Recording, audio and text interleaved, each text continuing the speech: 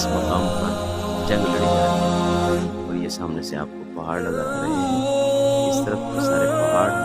ये पहाड़ों को जगह बना दी गई है। इन पहाड़ों से ताकत है। और ये इस तरफ आप देख रहे हैं कि रेत के पहाड़ हैं। इस तरफ जहाँ पर महबूब तशरीफ फरमाते हैं, उस तरफ रेत के पहाड़ हैं। इस मकाम पर सहाबा थे और इस तरफ से काफिर थे। और ये मैदान है ज़ार का।